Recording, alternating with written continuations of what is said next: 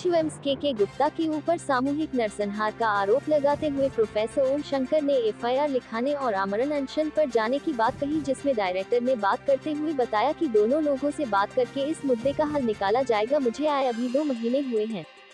Professor ओम शंकर का कहना है कि अस्पताल में 41 बेड को गुंडागर्दी के तहत मरीज को नहीं दिया जा रहा है, जिसको लेकर हम आंदोलनरत हैं। हम लोग पिछले 2 सालों से गरीब मरीजों के लिए उपलब्ध 41 बेड की सेवा शुरू करने हेतु प्रयासरत है, जो कि चिकित्सा अधीक्षक द्वारा जबरन गुंडागर्दी करते हुए बंद करके रखा गया है। चिकित्सा अधीक्षक डॉक्टर के गुप्ता एक अपराधी चरित्र का व्यक्ति है और एक अपराधी के लिए मानवता कहीं मायने नहीं रखती है। दुख की बात यह है कि इस व्यक्ति का इनका संरक्षण यहाँ के कुलपति द्वारा प्राप्त है। निदेशक के आदेश का उल्लंघन सीधा यह अपराधी व्यक्ति कर रहे हैं। वही जब पत्रकार एम्स डॉक्टर के गुप्ता से मिलने गए तो एम्स ऑफिस के स्टाफ ने बताया कि वो अभी मीटिंग में है। जब पत्रकार दोबारा 3 घंटे बाद मिलने गए तो स्टाफ ने बताया कि सर वर्चुअल मीटिंग में है, अभी आप लोग से नहीं मिल सकते हैं। देखिए क्या है कि आज जैसा कि आप बता रहे हैं, जो सवाल भी आपने पूछा कि हम लोग पिछले 2 सालों से लगातार गरीब लोगों के लिए उपलब्ध बिस्तर को चिकित्सा अधीक्षक द्वारा जबरन गुंडागर्दी के द्वारा जो बंद करके रखा गया है।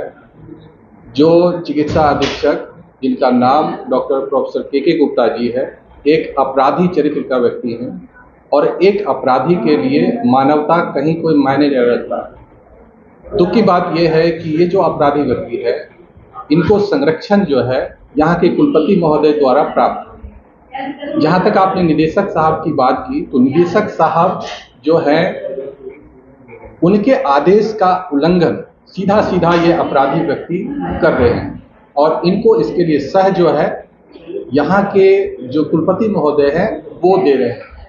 और वो इसलिए दे रहे हैं कि उनसे उनका कुछ खास संबंध है और ये जानते हुए भी कि ये चिकित्सा अधीक्षक जो है एक सत्यापित भ्रष्ट व्यक्ति है और ब्लड बैंक में भी इसी तरह जबरन कब्जा कर रखा था। यानी जैसे अपराधी जमीन किसी का कब्जा कर लेता है ना, उसी तरह क्योंकि यह मानसिकता आपराधिक है और इससे हजारों लोगों की जाने गई।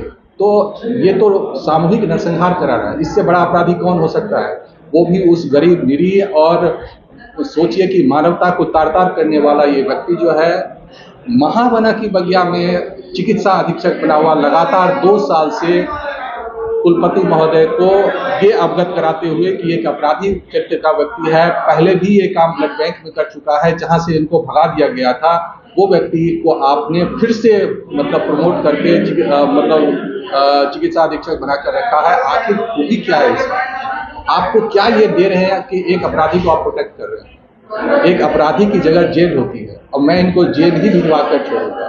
अब उस बार तो कहा था हटाने के लिए, उस समय चूंकि बेड की मांग आधी मान ली गई थी और उन्होंने कहा था निदेशक महोदय कि आप मेरी बात मानिए कि मैं ये चीज लागू करवा दूंगा। लेकिन ये अपराधी व्यक्ति जो है, जो वर्तमान के चिकित्सा अधीक्षक डॉक्टर प्रोफेसर के गुप्ता जी, ये निदेशक की भी बात नहीं सुन रहे और इसलिए पुनः हमारे पास कोई विकल्प नहीं है। हमने अगर इसीलिए मुझे पता था पहले भी और आज भी है कि ये एक अपराधी व्यक्ति है, ये जेल जाकर ही सुधरेंगे। ये बाहर में नौकरी जय हुए और जीवन भर अगर जेल में जाकर चक्की नहीं पीसेंगे, वो सामूहिक नरसंहार के जुर्म में और अपने पद के दुरुपयोग में और गरीबों के शोषण के अमानवीय कृत्यों के लिए तब तक इनका मन ठंडा नहीं होगा।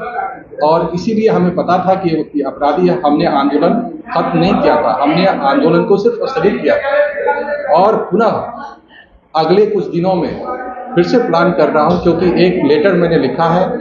1 हफ्ते जब बीत गए थे उसके बाद भी अब लगभग 20 दिन बीत गए हैं, फिर एक आजकल मैं लेटर लिखूंगा और उसके एक आध हफ्ते 2 हफ्ते के अंदर अगर उन्होंने कार्रवाई नहीं की तो फिर आमरण अनशन शुरू करूंगा और उससे पहले इनके विरुद्ध सामूहिक नरसंहार के गंभीर धाराओं में लंका थाने में एफआईआर दर्ज करूंगा।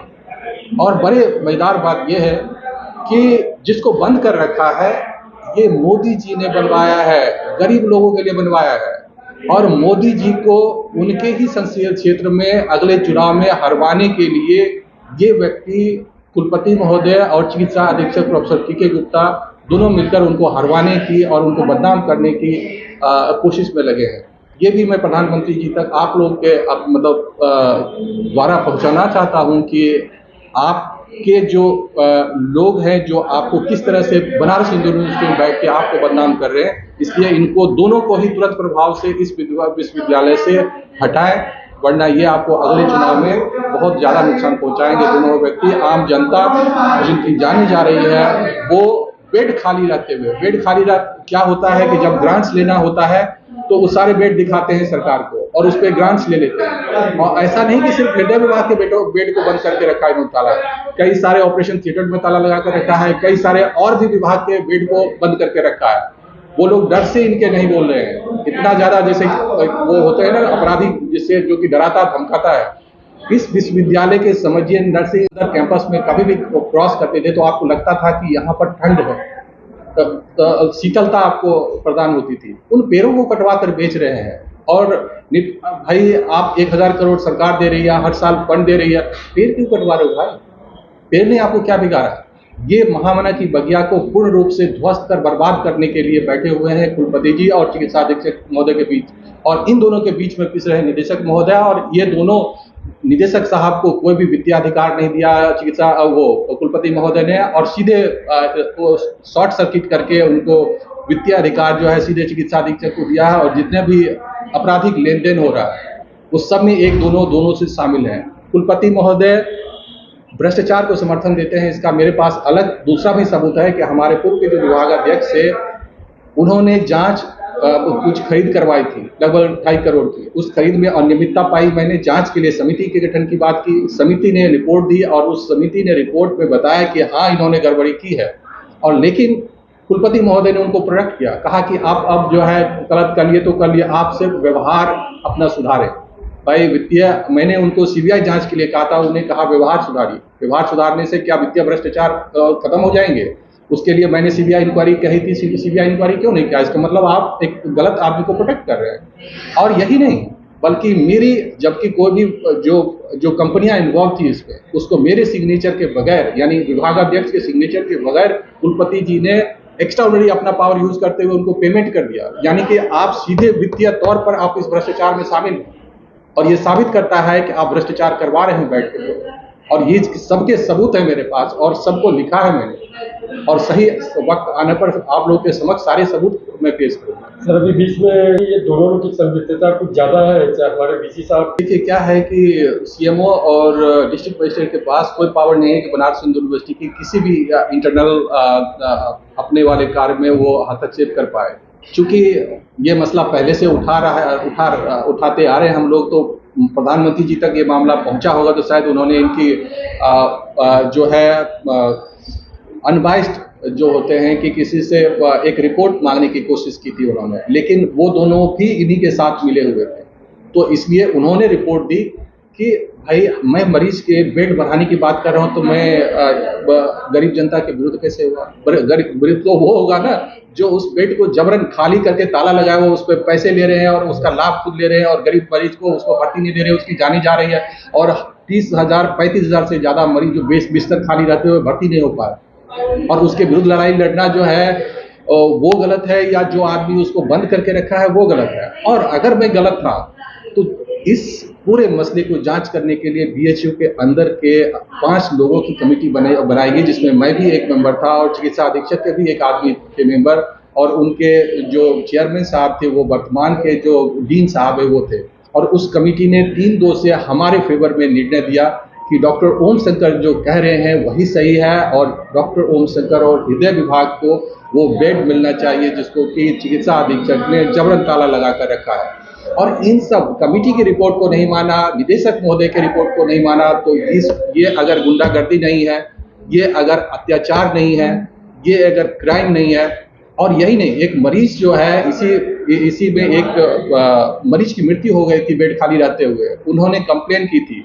उस कंप्लेन में एक कमेटी उसकी रिपोर्ट मांगी गई थी। उस रिपोर्ट में भी ये साबित हुआ था कि चिकित्सा अधीक्षक जो जबरन ताला लगा के रखे हैं, इसीलिए उस मरीज जिसकी जान बचाई जा सकती थी उनकी मौत हो गई थी। तो ऐसे अपराधी अगर चिकित्सा अधीक्षक होंगे, वो भी महामना जैसे उस बगिया में, और उसके जहां बहामना जिस कुर्सी पर बैठते थे वहां पे भ्रष्टाचारियों का एक संरक्षक बैठ जाएंगे और यहाँ के पेड़ को काट के बेचेंगे। यहाँ के हजारों करोड़ के जो संसाधन आ रहे हैं उसका कहाँ क्या उपयोग और दुरुपयोग हो रहा है उसके बारे में किसी को नहीं बताएंगे, किसी से मिलेंगे ना, छात्र से मिलेंगे। छात्र अगर कोई आवाज लोकतांत्रिक तरीके से आते हैं तो सबको उठा के जेल में डलवा देते हैं या उसके आपराधिक धाराएं लगा देते हैं, डरा धमकी। तो गुंडागर्दी है ना ये। लोकतंत्र में पीसफुल प्रोटेस्ट एक कानूनी अधिकार है, उसके ऊपर आप जबरन नहीं कर सकते। चलिए 8 तारीख के बाद, एक हफ्ते के बाद उनको फिर एक लेटर लिखूंगा और उसके बाद फिर आंदोलन करूंगा। उसमें इस बार जो है ना सिर्फ चिकित्सा अधीक्षक बल्कि वाइस चांसलर को भी हटाने की मांग करूंगा कि वाइस चांसलर चिकित्सा अधीक्षक पहले हटाए जाए, उसके बाद बेड दिए जाए। वो पहली मांग होगी अब, क्योंकि वो खुद एक संरक्षक बन के बैठ गए हैं। सर आईएमएस के जो निदेशक हैं उनके साथ जो आपकी मीटिंग हुई उसमें से निष्कर्ष क्या निकला था? उसमें निष्कर्ष था कि आप जो 4th फ्लोर नई बिल्डिंग है वो पूरा का पूरा 4th फ्लोर वो हृदय विभाग को दिया जाएगा और 5वां तल्ला जो नई बिल्डिंग का उसका आधा जो है हृदय। और उसमें जैसा कि एमएस साहब से भी बात हुआ था तो उनके बेड की संख्या उन्होंने पत्र में दिखाया था कि अब जो है 61 बेड पे उनका वो ब्लॉक ऐसा नहीं, 61 बेड पे मरीज भर्ती कर सकते हैं। और भी जो उनके बिस्तर की डिमांड है तो उसे भी पूरी करने के लिए वो एक स्पेस कमेटी है, स्पेस एलोकेशन कमेटी, तो उस कमेटी के मेंबरों से बात करके और भी देने की बात कर रहे थे। तो उम्मीद है कि स्पेस एलोकेशन कमेटी और अधीक्षक महोदय मिलकर के बात करके इसमें और भी उनको जगह उपलब्ध कराने के लिए करेंगे और मरीजों की सुविधा का पूरा ख्याल रखा जा रहा और रखा जाएगा। और किसी भी स्तर से कोई दिक्कत आएगी तो वार्ता करके दोनों लोगों के बीच में उस परेशानी को दूर किया जाएगा। सर अगर बात की जाए तो हृदय रोग से, हार्ट अटैक से अगर इंडिया की बात की जाए तो करीब 25 लाख लोग हर साल मरते हैं। जी सर। और पूर्वांचल को सर जैसे बीएचयू को एम्स कहा जाता है। जी सर। और इसमें हार्ट की आप भी देखें कितने पेशेंट है, तो ऐसा नहीं लग रहा कि मरीजों के साथ जो व्यवहार हो रहा है ये डिजिटल लॉक न खोलकर। हाँ नहीं, ऐसे मरीजों के साथ जो है बिस्तरों की संख्या इसलिए 41 से लगभग 61 है तो और बढ़ाया जाएगा। तो ऐसी दिक्कत तो दिनों दिन बढ़ रही है क्योंकि बीमारियां हृदय की बढ़ रही है। तो पूरा फोकस सभी का, प्रशासन का, सभी लोगों का फोकस है उस पर और इसको धीरे धीरे बढ़ाया जाएगा। और जो भी मरीज यहाँ आएंगे कोई भी मरीज बिना इलाज के नहीं जाएगा, तो उसको संज्ञान में लिया जा रहा है और संज्ञान में लेके अच्छे से सारा कार्य। सर इस लड़ाई को प्रोफेसर ओम शंकर पिछले 2 सालों से लड़ रहे हैं, क्योंकि सर आप भी अभी 3 या 4 महीने हुआ है। सर 2 साल एक लंबा पीरियड नहीं हुआ कि इसको नहीं खोला गया, आखिर क्या रीजन हो रहा है? या वीसी साहब भी के नॉलेज में भी ये चीज़ है, उस पर भी ये एक्शन नहीं ले रहे हैं? आपने एक लेटर भी लिखा, आप क्योंकि एमएस से सीनियर है, डायरेक्टर है, तो क्या सर इसका रीजन हो रहा है? जी सर, देखो बहुत बड़ा संस्थान है और इसमें ढेर सारे विभाग भी हैं, तो वही है कि अन्य विभागों की आवश्यकता होती है। तो एमएस साहब जो कस्टोडियन होते हैं हॉस्पिटल और बेड्स के, तो वो किस विभाग को कैसा ज़रूरत है, तो अपने जो उनका एक स्पेशल एलोकेशन कमेटी से मंत्रणा करने के बाद और वरिष्ठ अधिकारियों से सलाह लेने के बाद तो करते हैं, उनको बताया गया है, उनके संज्ञान में है, करेंगे। ज़रूरत जो मरीजों की उसे अवश्य पूरा किया जाएगा। तो जैसा कि प्रोफेसर ओम शंकर कह रहे हैं कि हम आमरण अवसर फिर से करेंगे और एफआईआर दर्ज करवाएंगे, तो इस पर सर आपका क्या कहना है? और मेरा कहना है कि देखो वार्ता करने से बात बनती है, जिससे वार्ता करने से पहले 41 का 61 बेड पर तो अनलॉक की बात करी जो एमएस साहब ने बताया, तो आगे भी उनसे वार्ता करके और एमएस साहब से भी वार्ता करके, जो पूरी टीम है उससे वार्ता करके हम लोग सहायता करने की कोशिश करेंगे कि इस तरह की कोई स्थिति ना आए और आसानी से जो कार्य चल रहा है चलता रहे, आमरण स्थिति कोई स्थिति। सर एज ए डायरेक्टर पद पे रहते हुए मैं आपसे पूछ रहा हूँ कि कब तक इसका हम लोग आकलन करें कि ये बेड खुल जाएगा? अब बिल्कुल एक दिन निश्चित समय तो नहीं, लेकिन फिर भी जितना जल्दी से जल्दी प्रयास होगा ठीक। हम लोग इस पर ध्यान रखे हुए हैं, हम लोग खुद भी चिंतित हैं कि जल्दी से समस्या का निराकरण हो। सब्सक्राइब कीजिए हमारे चैनल को और बेल आइकॉन को दबाइए हमारी लेटेस्ट वीडियो सबसे पहले देखने के लिए।